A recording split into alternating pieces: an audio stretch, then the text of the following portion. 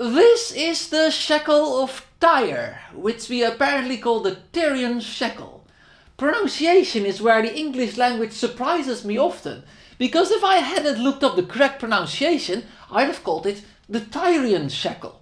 But I know I have to submit to the official pronunciations of the Cambridge Dictionary, or else I would be regarded as an ignoramus, which I would also have pronounced wrongly if I felt free to do so.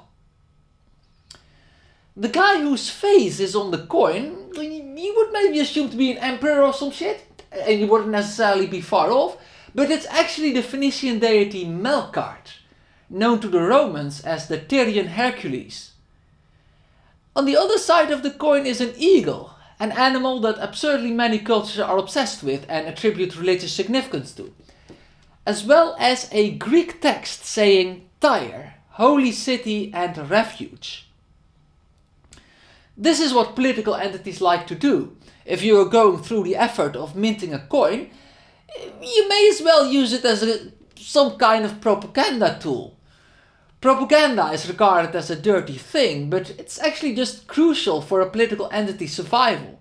All in all, this is a very normal coin, like so many in the ancient world, and yet it's actually one of the most important coins in human history. This specific coin was used by the Jewish temple. In the Gospel times, temple tax had to be paid with this coin, or rather the half shekel variant then, of course. It's extremely ironic and undesirable, of course, to have the image of a foreign deity and words of devotion to a foreign city be involved in temple transactions. But the Jewish people had no choice. As you know, the fucking Romans were in charge, and they would obviously not allow the Jews to mint their own silver coins. So they had to essentially borrow foreign currency to fulfill the law. Despite how obviously inappropriate the manner it is done is. Obviously, in the opinion of any Jew, Adonai alone is God, and the holy city, of course, is Jerusalem. They must have felt properly humiliated by this coin. The 30 silver pieces that Judas receives around this time of year are likely to also be this coin. Judas. I think most people assume, I assume anyway, that Judas assumed that Jesus was going to save the Jewish people from Roman occupation. What cruel irony then, that when he is paid in what can only be described as an advanced practical joke on the Jewish people by the Roman authorities.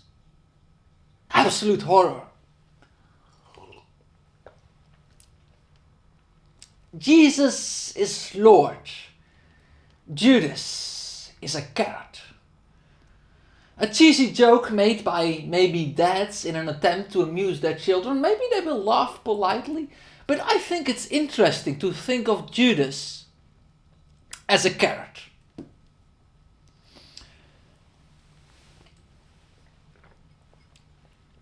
Fun fact about carrots. The reason they are orange is because of the veneration of an earthly ruler. At least that's a thing that you may be able to believe. Because though, of course, like with so many things, some scholars dispute it today, it has long been believed that orange carrots were selected for in honor of the House of Orange.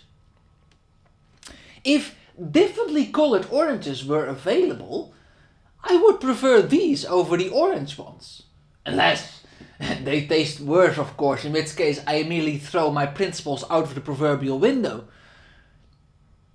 But if I do like these differently colored carrots and find them tasty, believe me, I will be very self-righteous about it and strongly condemn all who continue to consume the orange variety. This is generally how humans behave, and I am a human.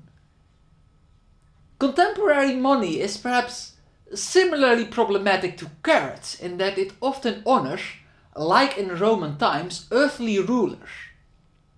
There's actually a big difference whether it's a past ruler or a present one. Like, for example, the money of the United States has that precedence only.